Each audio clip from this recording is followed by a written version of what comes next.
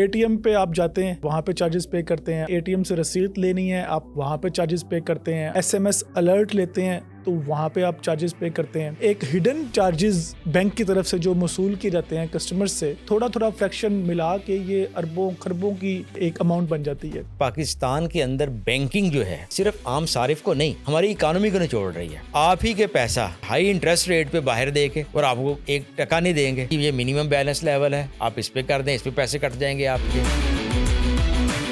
Conventional bank और जो Islamic banking में जो डिफरेंस है, इसको किस नज़र से देखती है? क्या ये वाकई इस्लामिक बैंकिंग है? ये टर्म्स को इस्लामाइजेशन की गई है सिर्फ, वो भी आपको काइबर कहते हैं कि काइबर इतने में आपको मिलेगा। जो इंटरबैंक रेट है, इस्लामिक बैंक भी जब आप उससे पूछते हैं कॉस्ट, कि आपने उससे कहा कि जाकर जनाब मैंने ये गाड़ी लेनी है तो आप मुझे किस तरह करेंगे, वो आपको ये कहेगा आज काइबर का ये रेट है, इसके प्लस में इतना आपको डालूंगा।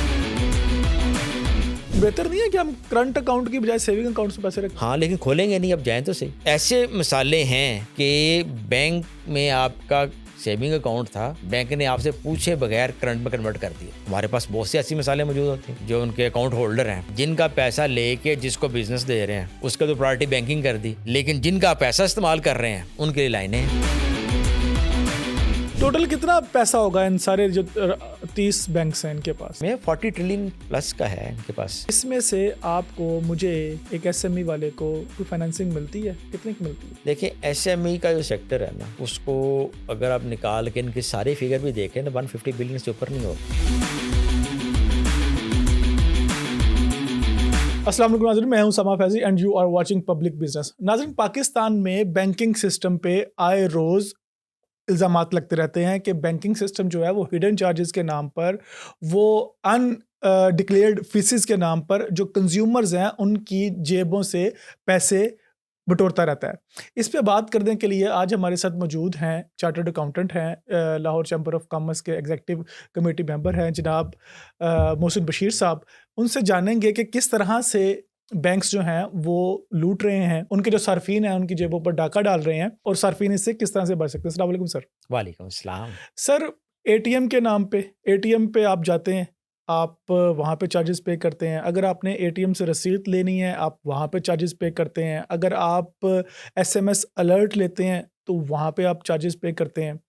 तो ये अन डिक्लेयर्ड और एक हिडन चार्जेस बैंक की तरफ से जो वसूल किए जाते हैं कस्टमर से, तो ये अरबों खरबों की जो अमाउंट बन जाती है, इसको किस तरह से देखते हैं कि क्या ये जायज़ है? बहुत शुक्रिया सामा भाई। देखिए, आपने बहुत ऐसा इशू छेड़ा है कि पाकिस्तान के अंदर बैंकिंग जो है वो किस तरीके से सिर्फ आम सारिफ को नहीं, हमारी इकोनॉमी को निचोड़ रही है। अच्छा। इस वक्त जैसा कि आपने कहा कि एक आम कस्टमर, देखो, वो पैसा रखता है, ठीक है। ठीक है, उस पैसे से बैंक अर्न कर रहा होता है, लेकिन उसके बावजूद उस पर सर्विस चार्जेस के नाम पे जितने भी आप एटीएम इस्तेमाल करेंगे तो आपको पैसे पड़ेंगे। आपने कोई अलर्ट ले लिया, आपने कोई ईमेल सर्विस ले ली, आपने कोई भी सर्विस ले ली, चेकबुक लेनी, कोई भी काम करना है तो उसके लिए एक तो आपको बैंक चार्जेस ले जाएंगे, दूसरी साइड पे आप ही के पैसा उस पे हाई इंटरेस्ट रेट पे बाहर दे के और आपको 1 टका नहीं देंगे कि जी ये मिनिमम बैलेंस लेवल है, आप इस पे कर दें, इस पे पैसे कट जाएंगे आपके। आपने ये कोई ट्रांसफ़र करना है कहीं पे पैसा तो इस पे आपके 5 रुपये कट जाएंगे। आईबीएफटी कोई भी जो भी आपकी सर्विसेज हैं, हर सर्विस पे पैसा काट रहे हैं। और उसके रिजल्ट ये है कि अगर आप पाकिस्तान की आज टॉप 10 कंपनीज निकालेंगे ना, उनमें 4 बैंक हैं स्टॉक एक्सचेंज में।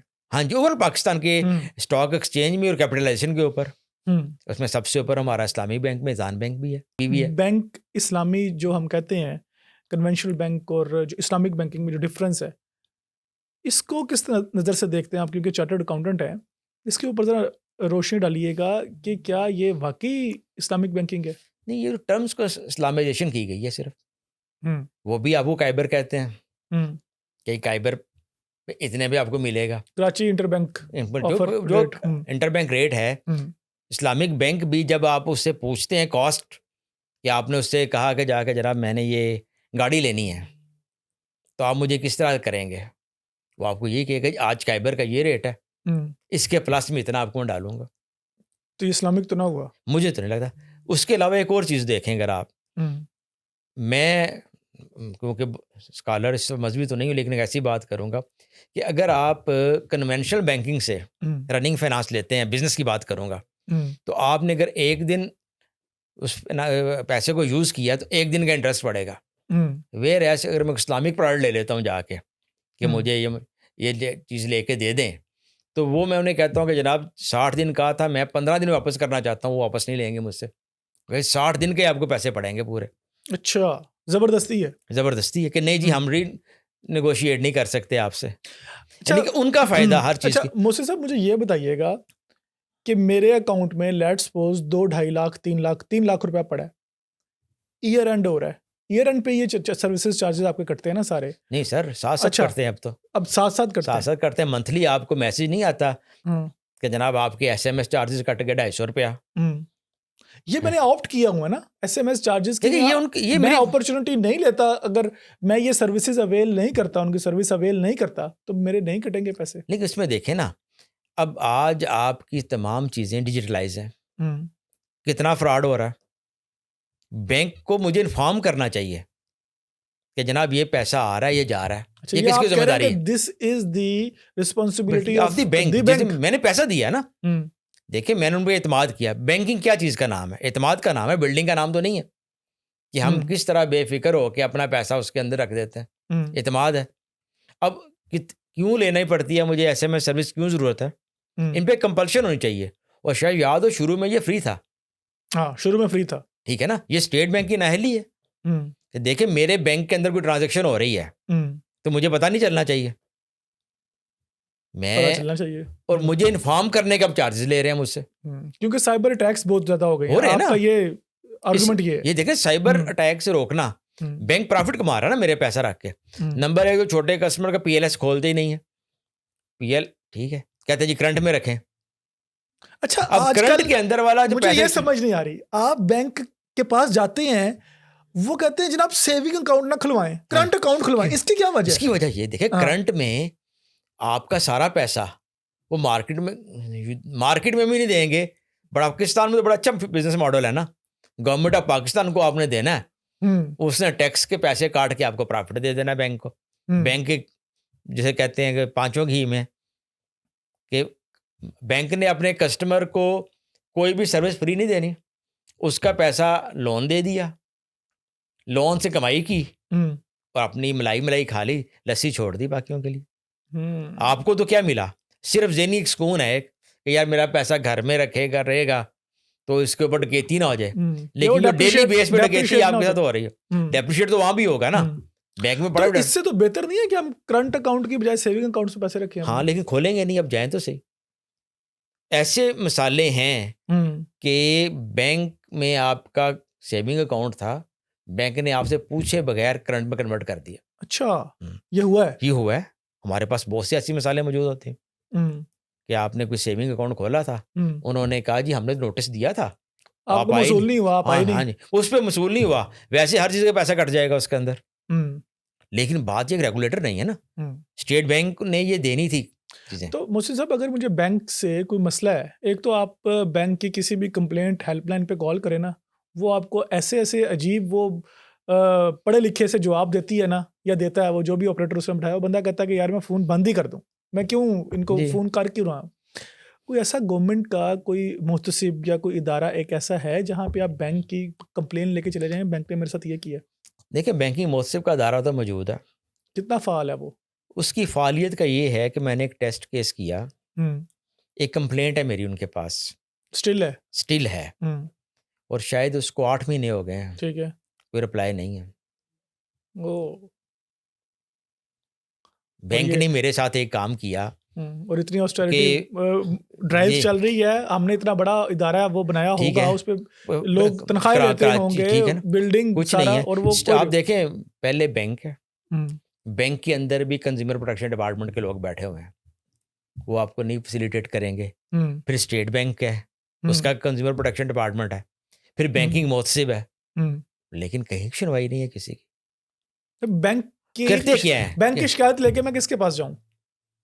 बैंक की शिकायत लेके आप बैंक वाले के पास ही जाएंगे। स्टेट बैंक के पास? स्टेट बैंक में भी बैंकर बैठा हुआ, उन्हीं का भाई है।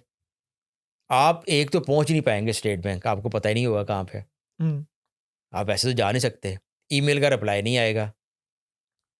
यहाँ तो ना देखें, हर जगह पे नंबर लिखे होते हैं लेकिन उनका रिप्लाई नहीं है। पहले कभी होता था, जब ये आप इसको डेट बैक अगर हम ले जाए ना, तो 2008 और उसके अंदर तक तो कुछ था इसके अंदर। फिर हमारे जगह हर जगह पे उन्होंने अपने ही बैठा दिए लोग। बैंकिंग महोत्सव में भी एक्स बैंकर ही बैठा हुआ है, कंसल्टेंट। स्टेट बैंक के अंदर भी वही लोग बैठे हुए हैं। उन्होंने फैसिलिटेशन एक दूसरे के लिए शुरू कर दी और कंज्यूमर रुल गया इसके अंदर।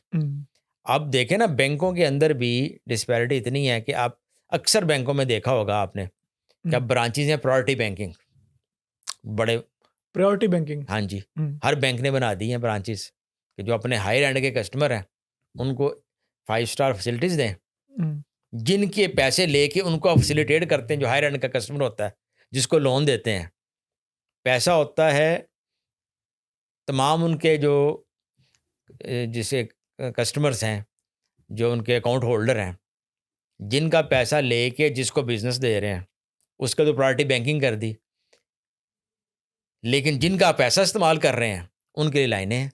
अच्छा, एक और पैथेटिक सिचुएशन जो मैंने खुद ऑब्जर्व की है कमर्शियल बैंक्स में भी, हालांकि वो पब्लिक सेक्टर में तो हम कहते हैं कि पब्लिक सेक्टर नहीं, एक ही हो गया सर। हाँ, वो वहाँ पे आप कैश लेके जाए ना, आप चेक लेके जाए, तो उनकी ये हद्दुल इम्कान कोशिश होती है कि आप कैश विड्रॉ ना करवा सके। हाँ जी, वो स्प्रेड चाहे आपको जितना मर्जी अर्जेंट हो। हाँ जी, ये क्लियरिंग में है जी चेक, ये वाले साइन कर दें, ये वाले साइन कर दें, ये वाले साइन कर दें। बाजू का ऐसा हुआ कि मैं बजाते खुद अपने बैंक अकाउंट अपना लेके गया, मैं कहा यार मैं खुद खड़ा हूं तुम्हारे सामने, नहीं जी आप ऐसे कर दें, आप ऐसे कर दें, आप ऐसे कर दें। केवाईसी के चक्कर में आप इतना जलील करते हैं लोगों को। केवाईसी मतलब नो योर कस्टमर की एक, नो योर, ठीक है ना, एक उनके पास है।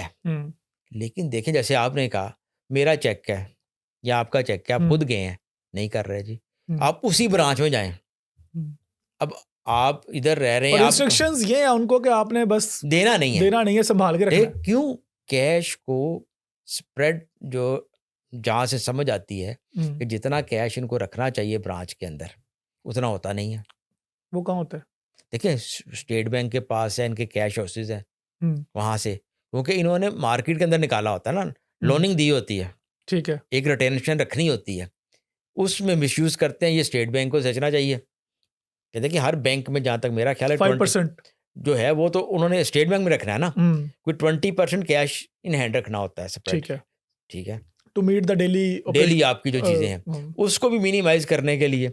अब देखें बाकी डिजिटल पेमेंट है, ये कहेंगे डिजिटल कर दें, उसमें तो देखें कहीं ट्रांसफर नहीं हो रहा ना हार्ड कैश, वो तो सिर्फ लेजर बैलेंस होता है बैंकों के दरमियान, सेंट्रल क्लियरिंग हाउस के अंदर, कि मैंने आपके बैंक में इतने भेज दिए, आपने मेरे बैंक में इतने भेज दिए, एंड के अंदर वो ट्रांजेक्शन ई ट्रांसफर हो जाएगी उसके अंदर। हार्ड कैश को प्रोवाइड करेंगे, लेने के लिए तैयार बैठे हैं। अच्छा, दूसरा एक और बड़ी इंपॉर्टेंट चीज़ है जो मैं पढ़ रहा था अभी, वो ये कहते हैं कि जो कमर्शियल बैंक्स हैं ना, हालांकि जो करेंसी नोट छापने का इख्तियार है तो वो तो एक रियासत के पास है, स्टेट बैंक ऑफ पाकिस्तान के पास है, लेकिन हो अब ये रहा है, सिस्टम एक ऐसा बन चुका है कि जो आपके कमर्शियल बैंक्स हैं, they are also generating money on daily basis. अच्छा, कि आपने 5% जो है वो दे दिया स्टेट बैंक ऑफ पाकिस्तान को एज अ रिजर्व। अब वो 1 लाख रुपए लेट्स सपोज मैंने जमा करवाया, उसका 5% मैंने दे दिया स्टेट बैंक ऑफ पाकिस्तान को, बाकी मैंने आगे लैंड कर दिया, आगे मैंने लोन दे दिया। जब मैंने आपको लोन दिया बैंक ने, उसने उसका कोई बाइक परचेज कर ली, उसने उसकी कोई लेट्स सपोज गाड़ी परचेज कर ली कहीं भी, उस बंदे ने फिर वो जमा करवा दिया, चला गया, उसने उसका वो 95% का 5% रख के फिर आगे कर दिया। तो ये सर्कुलेशन जो मनी जो हम कह रहे हैं ना कितना, वो इतना आता है कि 1 लाख जमा करवा रहे हैं ना, तो वो 1 लाख के अगेंस्ट 20 लाख रुपीस बिल्कुल सर्कुलेशन ऑफ मनी हो रहा है, और वो एक फेक मनी बन रही है। इसलिए आपको ब्रांच से मिलता नहीं है ना, आप जरा कोई हैवी पेमेंट करनी चाहिए, आपका पैसा। हत्ता कि करंट अकाउंट का मतलब तो ये है कि देखें मैं जब चाहूँ जितना सारे ले आऊँ वापस, लेकिन नहीं मिलेगा आपको। करंट हम इसलिए रखवाते हैं ना कि जी PLS में तो ठीक है, आपको उसमें लिखा होता है कि आपने बताना है ज़रा, कहीं होगा उसके अंदर। करंट के अंदर तो कोई लाइबिलिटी नहीं है ना, आप उसको सर्विस चार्जेस भी सारे पे कर रहे हैं और आपने पैसा मानतन रखा हुआ है उनके पास, उसको यूटिलाइज भी कर रहे हैं, लेकिन आपको ज़रूरत पड़ेगी तो आपको कहेंगे जनाब आपने 2 दिन पहले बताना था, मैं अरेंज कर दूंगा। ये है, देखिए बैंकिंग सेक्टर पाकिस्तान में, मैंने कहा 4 टॉप 10 में ना 4 बैंक्स हैं। अब दुनिया की और इकानमी निकाल के देख लें, इस होना तो ये चाहिए ना कि हमारा कोई प्रोड्यूसर होता उसके अंदर, आईटी होता, वो तो नजर नहीं आता। कोई प्रोडक्शन सेक्टर होता, इकानमी तो चलती ना, रियल ग्रोथ होती है। फाइनेंशियल सेक्टर में ग्रोथ हो रही है। फाइनेंशियल सेक्टर, ये सारी ग्रोथ किसकी बेस पे है? ये एक जिस तरह से समझना, ये एक इसको तो कैंसरेटिक ग्रोथ कहना चाहिए कि बाकी सबका निचोड़ के वो अपने पास लेता जा रहा है उसके अंदर। बट वो एक और कहते हैं, वो ये कहते हैं कि बैंकिंग सेक्टर जो है ना वो टैक्स भी बहुत ज्यादा पे करता है। सर लाजमी बात है, 53% वो कहते हैं जब अनअर्न्ड मनी है ना उसकी, तो उसमें उस पे जो गवर्नमेंट को लोन दे रहा है उस पर टैक्स ज़्यादा। अब उनका अगर स्प्रेड देखें तो मेरे ख्याल 94% जो बैंकों का लोन है वो गवर्नमेंट ऑफ पाकिस्तान को होता है। इकोनॉमिकल तो है नहीं ना, जबकि ये बैंकिंग सेक्टर जब बना था इसके पीछे पूरा इकोनॉमी का था कि आप सारे जो खातादार हैं, अकाउंट होल्डर, उनके पैसे इकट्ठे होंगे, उसकी बेस पे वो आगे इकोनॉमी में लोन देगा, उससे इंडस्ट्री लगेगी, जॉब बनेगी, ताकि आपको डबल फ़ायदा हो। एक तो आपके जो सेविंग है उसका कल्चर बढ़ेगा, आपको प्रॉफिट मिलेगा उसके अंदर, और आपने जो पैसा जमा किया है उससे आपकी इकोनॉमी के अंदर नए प्रोडक्शन यूनिट बनेंगे। लेकिन वो नहीं हो रहा, सारा पैसा जो है वो नॉन प्रोडक्टिव सेक्टर गवर्नमेंट को जा रहा है और उससे अर्न करते हैं। गवर्नमेंट का डेफिसिट होता है ना, गवर्नमेंट को डेफिसिट को पूरा करने के लिए वो कहते हैं हमें पैसे चाहिए, कमर्शियल बैंक पैसे दे देते हैं। लेकिन देखिए उससे मुझे और आपको गवर्नमेंट आपके ऊपर टैक्स लगा के वो पैसे वापस कर देती है। देखिए मेरा ही पैसा, मुझे ही लोन मिला और मैंने ही उस लोन की इंटरेस्ट भी पे कर रहा हूँ उसके ऊपर, डबल हो गया ना। जब मेरी सेविंग का मुझे कोई फायदा नहीं मिल रहा, ठीक है, जब लोन लेगी तो इन्फ्लेशन बढ़ेगा, इन्फ्लेशन हुआ तो मेरी जो सेविंग थी उसकी वैल्यू कम हो गई ना। अब मैं डबल एज से कट रहा हूँ इस वक्त, मेरी सेविंग की डिवैल्यू हो रही है और मेरी इकोनॉमी पैसा इंजेक्ट नहीं कर रहा। वो साहब पाकिस्तान में जो हमारा टोटल नेशनल डेट है ना उसका about I think 75 to 80% is your national debt का फ्रॉम कमर्शियल बैंक्स। तो वही देखे ना, अब मेरे और आपकी सेविंग है ना, वो किसी और की तो नहीं है, ये 25 करोड़ आवाम की सेविंग है। अब आप कैसे देखें ना, आप ये समझ लें टोटल कितना पैसा होगा इन सारे जो 30 बैंक्स हैं इनके पास में? 40 ट्रिलियन प्लस का है इनके पास। 40 ट्रिलियन, हाँ मेरा ख्याल है 38.9 या समथिंग की figure, 121 billion dollar I think, इतना इतना बन जाता है। हाँ जी, और वो सारा देखें, इसमें से 120 बिलियन डॉलर या आप इसे 40 ट्रिलियन रुपीस अगर कह लें हम, इसमें से आपको मुझे एक एसएमई वाले को कोई फाइनेंसिंग मिलती है? कितने की मिलती है? देखिए एसएमई का जो सेक्टर है ना, उसको अगर आप निकाल के इनके सारे फिगर भी देखें ना 150 बिलियन से ऊपर नहीं होगी। 7%, 6 to 7%, उतना भी नहीं, उससे भी कम। देखें जो बड़े इदारे हैं उनको मिल जाता है, वो भी इन्हीं के होता है। जो बैंक्स देखें ना, बैंक्स हमारे करते क्या हैं, पहले गवर्नमेंट को दे दिया, उसके बाद जो बचा वो बड़े बड़े इदारों को दे दिया। अच्छा, इस्लामिक बैंक्स भी यही कर रहे हैं? हाँ जी, इस्लामिक में तो ये है ना कि प्रॉफिट एंड लॉस शेयरिंग हो रही है आपकी और मैं दरमियान। तो उसमें मैंने जब जाना है बैंक के पास फाइनेंसिंग लेने, तो मैंने कहना भाईजान ये मेरी ऑडिटेड रिपोर्ट्स हैं, हाँ जी, ये मेरी पीएनएल है, मैंने इतना ज़्यादा मेहनत की है, मैंने 4-5-6 साल लगा के अपनी इंडस्ट्री को यहाँ पे लेके आया हूँ, अब मुझे फाइनेंसिंग चाहिए, आओ मेरे साथ प्रॉफिट एंड लॉस पे शेयर करो, मुझे फाइनेंसिंग दो। लेकिन पता ये लगा, अभी मैं एक बंदे की हिस्ट्री सुन रहा था, वो कहता कि मैंने कहा भाईजान मेरा इतना ज़बरदस्त मेरा ये ब्रांड है और मैं गया था कि इस्लामिक बैंक है और इस्लामिक बैंक मुझे फाइनेंसिंग देगा, मुझे पैसे देगा। वो कहता है भाईजान 1 करोड़ रुपए तक दे सकते हैं आपको, इससे ऊपर जाना है ना तो प्रॉपर्टी लेके आओ या प्लेज कराओ या कोलैटरल जमा कराओ। तो ये कहाँ की इस्लामिक बैंकिंग? कुछ भी नहीं। देखिए मैंने जैसे शुरू में कहा था ना, तमाम टर्म्स कन्वेंशन वाली हैं, तमाम प्रैक्टिस कन्वेंशन वाली हैं, सिर्फ नामों को टैग बदल दिया गया और इनका प्रॉफिट भी सबसे बड़ा। इसलिए देखें मिजान बैंक का इस वक्त स्टॉक एक्सचेंज में चौथे नंबर पे, शायद चौथे नंबर पे, यूबीएल के बाद। They are exploiting the Islamic. हाँ जी, देखिए लोगों का जिस बात को किया ना, अब हमारा एक सेटिस्फेक्शन है कि यार हमने पैसे इस्लामिक बैंक में रखवाए, लेकिन हमने एक मुतमिन कर लिया अपने आप को, लेकिन वो तो मिसयूज कर रहे हैं ना फिर उसके अंदर। उससे कितना हिलाल इकानमी को, इनको तो लगे चाहिए था कि प्रॉफिट लॉस शेयरिंग के बेस के ऊपर एसएमईज को खड़ा करते, न्यू एंटरप्रेन्योर बनाते कि भाई हम रिस्क लेते हैं। देखिए बैंक जो है इतने हर कारोबार है, लोग हैं, इतने आइडियाज हैं लोगों के पास। आइडियाज क्या, मैं तो ये समझता हूँ कि अगर आपने पाकिस्तान में, अभी हम बात कर रहे थे कि if you want to be a successful businessman in Pakistan ना, तो आपको बस ये पता होना चाहिए कि जो सिस्टम्स के लूप होल है ना, उनको एक्सप्लॉइट कैसे करें। अगर आपको उनको एक्सप्लॉइट करना आता है, सिस्टम के साथ छेड़छाड़ करनी आती है और सिस्टम को अपने मुताबिक चलाना आता है, देन यू आर विनर। कोई आइडिया नहीं है, कोई हार्डवर्क नहीं है, कुछ भी नहीं है, आपकी ऊपर तक पहुंच है, आपकी एक्सेस है कर्जों तक, व्हीलिंग डीलिंग करनी आनी चाहिए आपको बस, आपकी एक्सेस है कर्जों तक, आपकी एक्सेस है बड़े बड़े लोगों तक, तो you are doing good in Pakistan. आप बड़े अच्छा बिजनेस कर सकते हैं। अगर नहीं है, आपकी फैक्ट्री भी बंद हो जाएगी, आपका बिजनेस भी बंद हो जाएगा। रेडी है, वही उठा के आपको, एक रेडी वाले को भी किसी सिपाही के साथ ताल्लुक बना के रखना पड़ता है, उसके ऊपर चल ही नहीं सकता। और ऊपर वो जो आपका फैक्ट्री वाला है, उसको उसके हायर रैंक से बनाना पड़ेगा, हायर रैंक से बनाना पड़ेगा। बस यही होगा। देखिए पाकिस्तान में जब देखिए ये बिजनेस जो होता है ना, इसे बिजनेस नहीं कहेंगे, ये माफिया स्टाइल वर्किंग है। फिर माफिया वाला क्या करता है, ये करता है ना, लूप होल्स भी तलाश करता है और वहां से लोग, आई थिंक मोर और लेस ये पूरी दुनिया में भी कुछ इस तरह का ही है, लेकिन इतना नहीं है। देखिए छोटे लेवल पे नहीं है, हमारा तो ये छोटे लेवल पे भी आपको चाहिए। आप चल ही नहीं सकते ना, आप रेडी नहीं लगा सकते बाहर किसी से बनाए बगैर। जो रेडी लगा के बैठा है, अगर आप उससे पूछें किसी दिन, तो भी बताएगा मैं किसकी बेस पे बैठा हुआ। और शायद अगर, और इससे अगर आप तजर्बा कीजिएगा किसी दिन, आप उसे कहें रेट लिस्ट पे मुताबिक बेच के दिखाओ, तो वो आपको कहेगा मेरे ऊपर है बंदा, वो लोकल आ भी जाएगा उतनी देर में आपके पास। जब आप बहस करके अपना करेंगे ना, तो coming back to the hidden charges, hidden charges में जो एक सबसे बड़ा मैं समझता हूँ ना, जो ये बैंक्स फ्रॉड करते हैं, that is on the name of credit card. बिल्कुल, आपने क्रेडिट कार्ड ले लिया एक दफा, मिन्नतें करके देंगे पहले आपको। बहुत से लोग मैंने देखे हैं जो बेचारे कहते हैं कि भाईजान रुल गए, पिट गए, या क्रेडिट कार्ड लगा के बैठ गए, तो साड़ी तो जिंदगी है साहब।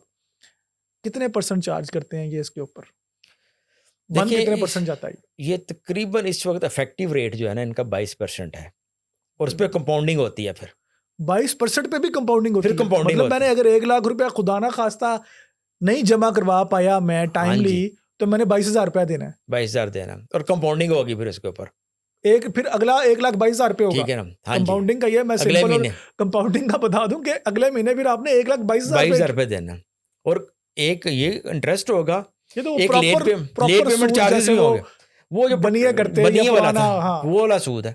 इसलिए आप देखें, सूद ले लिया और पैसे फंस गए। और ये होता भी उन लोगों के साथ है जो बेचारे जो सैलरी क्लास है, देखे ना, जो ये एक्सप्लॉइट करते हैं ना। जैसे हमने पहले बात की ना, ये भी स्टार्टिंग आपके पास आएंगे, आम बंदा जिसको कहेंगे भैया आप सैलरी पे ले लो, ठीक है ना। अब आपने कार्ड दे दिया उसको, और उसके बाद आपने चार्जेस नहीं बताए उसको, आपने कहा ना कोई मसला ही नहीं है, साइन कर दो बस सर, कोई ऐसी चीज नहीं, तो 40 दिन बाद पैसे जमा कराने, हाँ जी, बस कोई इशू ही नहीं है। लेकिन वो जब इतना पलंदा होता है, मोटा, जब उसके बाद अगर कहीं कन्फ्लिक्ट आ जाए आपका, तो कहेंगे आपने साइन किए हुए। अभी ये कल एक बंदे ने 22 जुलाई 2026 को डॉन ने उसके शिकायत लिखी है। हाँ। बंदा नहीं बंदी है, ये गुजरांवाला की है, अजरम महरीन साहिबा। वो ये कहती हैं कि एक बैंक का नाम लिया, उसके आगे उन्होंने लिखा a commercial entity in the public sector, कि पब्लिक सेक्टर में एक कमर्शियल एंटिटी, एक bank has been aggressively imposing illegal annual fee and hidden charges on credit cards, कि वो क्रेडिट कार्ड्स पे हिडन चार्जेस एनुअली ले रही है इलीगली, वो ये कह रही हैं। and consumers have never been on credit cards that consumers have never even activated, कि वो कह रही है कि उन क्रेडिट कार्ड्स पे मेरे से चार्जेस वो ले रहे हैं जो अभी मैंने एक्टिव कराए ही नहीं है सर, ऐसी चीजें। और वो कह रही है कि मैं उसके बाद 12 दफा उस बैंक के डिफरेंट नुमाइंदों से बात कर चुकी हूँ और मुझे कोई उसका मेरी दादरसी नहीं हुई, और वो कह रहे हैं जनाब आपका कार्ड ब्लॉक है। मैंने कहा मैंने एक्टिवेट ही नहीं किया, ब्लॉक कैसे हो गया? अब ये बात करिए, अब ये 22 जुलाई 2026 का डॉन का नहीं, मैं आपको बताता हूँ ना, इस तरह के हजार केसेस आपके और मेरे सामने आते हैं। हमने खुद इसको कार्ड एक्टिवेट नहीं हुआ, आपको चार्जेस पड़ते। हमारे एक मेंबर है रिस्पेक्टेबल, ये चंद दिन पहले स्टेट बैंक के लाहौर के जो जीएम वो तशरीफ लाए थे, उनके सामने ये बात मैंने रखी। उनके साथ यही केस हुआ। अच्छा। उनकी एक फर्म थी, ठीक है, उनकी बेटी भी उसके अंदर डायरेक्टर थी। उसने इस तरीके से कोई आया, क्रेडिट कार्ड बनवा लिया और उसको एक्टिवेट नहीं कराया, और वो पड़ा रहा, उसने यूटिलाइज भी नहीं किया। उनका कोई केस बैंक में गया, जब वो कोई एलसी के लिए, जब आप लाज़मी बात है, आपने जब इंपोर्ट करनी है तो आपको एलसी खुलवानी पड़ेगी, उसके बगैर तो आप नहीं कर सकते। उस वक्त पता चला जी आपकी तो फलान तो डिफ़ॉल्टर है, आपका हो नहीं सकता। कहा ये कैसे हो गया? भाई जी फलां आपका जो डायरेक्टर है ना वो डिफ़ॉल्टर है। कितने का डिफ़ॉल्टर है जी? वो 32,000 का डिफ़ॉल्टर है। किस तरह बन गया जी? ना करें 32,000 पे उन्होंने एलसी रोक दी। एलसी रोक दिया, केस रोक दिया, डिफ़ॉल्टर है जी। पता चलने पे पता जी उसने फलां क्रेडिट कार्ड लिया था तो उसकी पेमेंट नहीं की हुई। ज़्यादा करें आप। ठीक है, अब उन्होंने कहा यार हमारे तो इस कार्ड कोई आया था दफ्तर में, साइन करा के चला गया, हमें तो पता ही नहीं है वो कार्ड मिला है या नहीं मिला, हमें पता भी नहीं इस चीज़ का। कहते नहीं, आपको जमा कराना पड़ेगा। ज़्यादा लगाए। देखिए, और फिर उन्होंने करवाया होगा। करवाया मजबूर कराया। बदमाशी है ना। आप किससे लड़ सकते हैं सिस्टम के साथ ना? आप इतने मजबूत हैं वो अदारे कि आप कंज्यूमर लड़ ही नहीं सकता उनके साथ। आप कंप्लेंट करके देख लें, जैसे आपने कहा आप हेल्पलाइन पे कॉल करेंगे तो एक तो आपको चार्जेस पड़ेंगे। हेल्पलाइन पे कॉल करने के भी चार्जेस है ना। आप कॉल मिला रहे हैं तो हालांकि ये टॉल फ्री होनी चाहिए। आप उनकी किसी मुसीबत बता रहे हैं ना, वो आपको कोई गाइड नहीं करेगा। आपका स्कैम हो गया कोई, आजकल जैसे हो रहे हैं कि आपका हैक हो जाता है अकाउंट, साइबर टैक्स बहुत ज़्यादा है, ठीक है ना। आपके पैसे निकलेंगे उस अकाउंट से तो किसी बैंक अकाउंट में जाएंगे ना,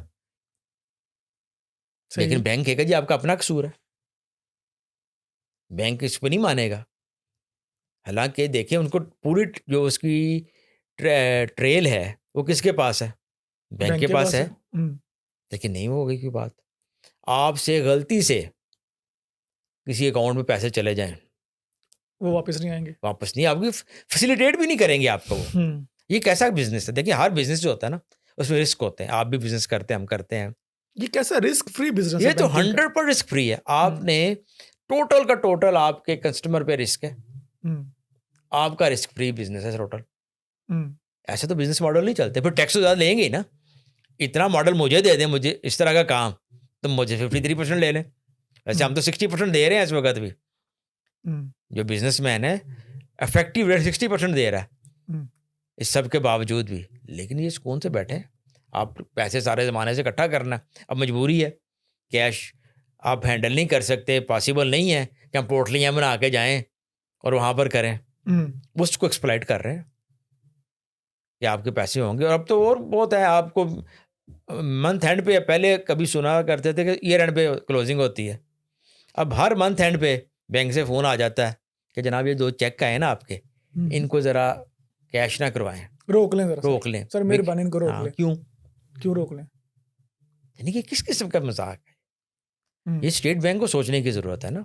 अब स्टेट बैंक पाकिस्तान में हाईली पेड अदारा है, आप उनकी फैसिलिटीज़ देखें ज़रा, आप मल्टीनेशनल और सबको भूल जाएंगे। अच्छा, जिस तरह की सर्विसेज हैं उनकी, जो फैसिलिटीज़ हैं एम्प्लॉइज़ को, लेकिन दे क्या रहे हैं वो? कंज्यूमर की प्रोटेक्शन के लिए बैठे हैं। हालांकि वो एक ऑटोनोमस बॉडी है, ऑटोनोमस बॉडी है और सारा कुछ देखे वही ना। ऑटोनोमस बॉडी मुझे आपसे खा रही है ना, गवर्नमेंट को लोन देती है। स्टेट बैंक की अर्निंग कहाँ से है? स्टेट बैंक का प्रॉफिट गवर्नमेंट ऑफ पाकिस्तान का प्रॉफिट होता है और गवर्नमेंट ऑफ पाकिस्तान को वो लोन देती है, उसी से प्रॉफिट कमा रही है। और अपने आप इतने बड़े अदारे हैं, इतना सिस्टम है, लेकिन कंज्यूमर का कोई परेशानी हाल नहीं है। वो एक एक चीज़ के ऊपर बाकियों को देगा, हायर एंड के लोग को देंगे। एक और चीज़ देखें ना आप, जो हायर एंड का कस्टमर है उसको जो कार्ड मिलता है उसमें 50% डिस्काउंट मिलता है होटल्स में हायर एंड पे। बाकी सबका पैसा डिस्काउंट हायर एंड का ले रहा है बंदा। आप प्रीमियम कार्ड बनवाएं, आप गोल्ड प्लाटीनियम कार्ड लें, आप इंटरनेशनल कार्ड लें, उस पर आपको अच्छे यानी कि पूरा ये एक एलीट कल्चर है ना। एलीट कैप्चर जिसको कहते हैं, वो हम उसका बैंक जो है उसमें वो बैंक उसका सबसे बड़ा चीज है, पार्सल है। और नहीं उसको सबसे ज्यादा टॉप पे है ही वो वहां पर, बाकी किसी इंडस्ट्री में आप। अच्छा, दूसरी बात, ये जो बैंक के प्रेसिडेंट्स हैं, बड़े बड़े बैंक्स के प्रेसिडेंट्स, इनकी तनख्वाहें कितनी होती हैं? इनकी मिलियंस में जो है इनके हैं, करोड़ों में। हाँ जी, मैं आज देख रहा था 75 करोड़ के करीब एक किसी का पैकेज है। एक बैंक के प्रेसिडेंट की 80 करोड़ या 75 करोड़, आप सही कह रहे हैं, इतनी पर मंथ सैलरी है। ठीक है, तो फिर देख लेना किस चीज के पैसे ले रहे हैं वो इतने ज्यादा? वो एलीट कैप्चर के, बस उन्होंने सेफ गार्ड रखना है उसको हमारे पैसों से कमा के देना उनको। हाँ जी, कोई इस पे चेक ही नहीं है कि कंज्यूमर को सर्विस दे रहे हैं आप। कंज्यूमर से तो 1-1 रुपए के आप पैसे ले रहे हैं। अब कितना खर्चा आता होगा अब SMS आने का, अपने पास से करना चाहिए ना, अपने कस्टमर को बताएं। और ये पता नहीं कितने करोड़ों में बात जाती है जाके, उसी से इकट्ठा करके तो ये आपको जो हमें डिस्काउंट मिल जाता है कार्ड के ऊपर जाके, वो इन्हीं पैसों से मिलता है।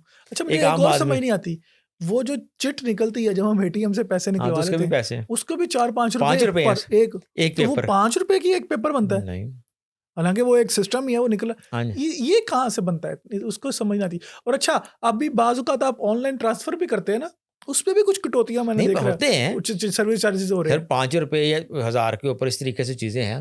नहीं, कोई सर्विस आपको फ्री नहीं है, हालांकि जब इंक्लूसिव आपने करना है। आप मेरे पैसे से पैसा कमा भी रहे हैं, आप उससे अपना प्रॉफिट भी मैक्सिमाइज कर रहे हैं, फिर भी आप मेरा पैसा रखने के मेरे से सर्विस चार्जेस ले रहे हैं। हर चीज के ना, आप सर्विस चार्जेस भी ले रहे हैं, कमा भी रहे हैं।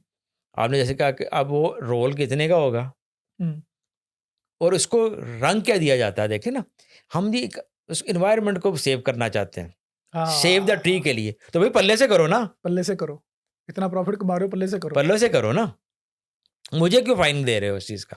हो सकता है देखें एक आदमी की मजबूरी हो चिट लेना, कि बाहर उसने किसी को बताना भी हो सकता है कि यार ये मैंने आपको दे दिया था, ये घर लेके जाना हो सकता है। देखिए मैं आपको बताता हूँ, मेरे वाले साहब रूम थे, उनका जब उनको यकीन नहीं था आता इसके बगैर, जब चिट नहीं थी आती, वो मुझे कहते थे कि जब वो बुजुर्ग लोग थे ना, उन्होंने रखा होता था, जब उनके बैंक में उन्होंने कहना कि मेरा कार्ड जो है इस्तेमाल करते थे जाके वह, तो वो कहते थे मैंने लाजमी लेकर, यकीन नहीं आता जी मुझे कि वो तो मोबाइल नहीं यूज़ करेंगे, लेकिन आप उस पर भी ले रहे हैं। सर इस वक्त बैंक पूरा जो हमारा इकोनॉमिक सिस्टम है ना, वो एक बैंक को कर रहा है और एक आपकी रिफाइनरीज को कर रहा है। उसके ऊपर आप अलहदा से कभी बैठ के हम बात करेंगे, अलहदा से चीज़ें चैप्टर, तमाम इकोनॉमी उनकी सपोर्ट के लिए, हर फैसिलिटी उनके लिए है, सिक्योर बिजनेस उनके लिए है, तमाम पॉलिसीज उनके लिए हैं, इंटरेस्ट रेट जितना मर्जी बढ़ा दें, स्टेट बैंक और प्राइवेट मिलकर बढ़ाते हैं ना कि जी इन्फ्लेशन इतना हो गया। कोई जिसको कहते हैं कि आप पैसा स्प्रेड करें मार्केट के अंदर, आप कहें कि दुनिया में इस वक्त बाकी ममालिक में देखें जिनकी मिसालों के ऊपर सर्विस चार्ज लगाते हैं, वहाँ इंटरेस्ट रेट जो है ना 2 से 3% होता है। ठीक, फिर वहाँ पर वो हर चीज़ के चार्जेस लेते हैं, या इंटरेस्ट रेट भी डबल डिजिट के अंदर और तमाम सर्विसेज के चार्जेस भी उनसे ज़्यादा। डबल तो ना खाएं ना, हमें एक साइड पे लें। आप आज इंटरेस्ट रेट कम कर दें तो चले, उससे आम आदमी का भला होगा ना, कॉस्ट ऑफ डूइंग बिजनेस कम होगी, महंगाई कम होगी, तो वो कहेगा चले मेरे बैंकिंग वाले ने अगर काट ली है ना तो यहाँ से मुझे चले बचत हो रही है। लेकिन डबल तो हम ना करें ना किसी को। लेकिन ये स्टेट बैंक और हमारे जो अदारे हैं उनकी वो मुजरमाना खामोशी है। चलें, बड़ा इंसाइटफुल था। अल्लाह करे कोई हमारे पास कोई ट्रू इस्लामिक बैंकिंग सिस्टम आ जाए, और उसके बाद उसके लिए तो आपको ना पहले इस्लामिक, अब इसके अंदर देखें हम इस्लामिक कानून, इस्लामिक पे भी इंशाल्लाह कभी ये हमें ना बचपन से बच्चों को पढ़ा पड़ेगा, डिटेल डिस्कशन करते हैं। ये मजाक नहीं है कि आज एक बंदा MCB का कन्वेंशनल का मैनेजर है, कल वो इस्लामिक का बन गया। इसके तो प्रोडक्ट डिजाइन करनी पड़ेगी। अच्छा, एक और बात नहीं मुझे समझ आती, हमें सारे वज़ीर खजाना बैंकर ही मिलते हैं, इसलिए कि हम सारा देखें क्यों कर रहे हैं, हमने चलाना ही बैंक्स को है। अगर हमने इकोनॉमी को चलाना हो तो इकोनॉमी चलाते हैं ना। अच्छा, हमने इकोनॉमी को नहीं चलाना, हमने बैंक्स को चलाना। बैंक्स, इसलिए हमें बैंकिंग लोनिंग मैनेज करना है ना हमने, ताकि हम चला रहे हैं बस हमारे उन मेन चीज़ को चलाता जाए, इसलिए बैंकर चाहिए हमें। जिस दिन हमने अपना किबला दुरुस्त करना होगा, वहाँ कोई इकोनॉमिस्ट बैठा होगा हमारे पास जो 5 ईयर प्रोग्राम लेके आएगा। इस्माइल साहब आए थे, इसाक डार साहब। इसाक डार साहब तो इकोनॉमिस्ट तो नहीं, वो अकाउंटेंट है हमारी तरफ। चले वो हमारा अपना फील्ड है, लेकिन वो अकाउंटेंट का काम और होता है। मिफ्ता इस्माइल साहब, मिफ्ता साहब, हाँ, शब्बर ज़ैदी साहब भी वो भी अकाउंटेंट ही है ना। देखिए यहाँ पर डॉक्टर हफीज पाशा साहब थे, डॉक्टर महबूब हक साहब थे, जिन्हें 5 ईयर प्लान लेके आए थे। उसके बाद तो हम बैंकर और शौकत अजीज से लेके औरंगजेब साहब तक सारे बैंकर्स हैं। तो इसलिए फिर बैंक ही चलेंगे ना, बैंक ही चलेंगे, इकोनॉमी नहीं चलेगी, इकोनॉमी नहीं चलेगी, रियल इकोनॉमी और फाइनेंशियल इकोनॉमी। इसका मतलब है कि फिर हम छोड़ें इंडस्ट्री वगैरह लगाना, और ये बैंक में पैसे रखें, बैंक में पैसे रखते हैं, या हम ये करते हैं स्टॉक एक्सचेंज में जाके ना, आप बड़े से दो चार बैंक से उनके आराम से वहाँ पे इन्वेस्ट करें, ठीक है, और घर बैठ के खाएं, गरीब जाए भाड़ में। आप ना जॉब क्रिएट करें ना कुछ करें, कुछ भी ना करें, बस आपने कमा लिया, बस आप ये जो 8-10 बड़ी मल्टीनेशनल कंपनीज है पाकिस्तान में, कॉर्पोरेशन चली गई, यही कमाएं, जो भी बैंक से कमाएं, और वो बैंक कमाए, रिफाइनरीज कमाए, गवर्नमेंट दे उनको, हम पे टैक्स लगाते रहे, और जो डिविडेंड हमको है उसको टैक्स दे के फारिग हो जाए ये सर्कल, ये सारा चीज। चले अल्लाह ताला जो करम फरमाए, हमारे दुआई कर सकते हैं, और जो ट्रू इस्लामिक बैंकिंग है ना, आई थिंक अल्लाह करे कि हाँ, इस्लामिक कल्चर आएगा, वो कल्चर आए इंशाल्लाह, आएगा इंशाल्लाह, दुरुस्त है। तो थैंक यू वेरी मच, बहुत शुक्रिया, अल्लाह हाफिज।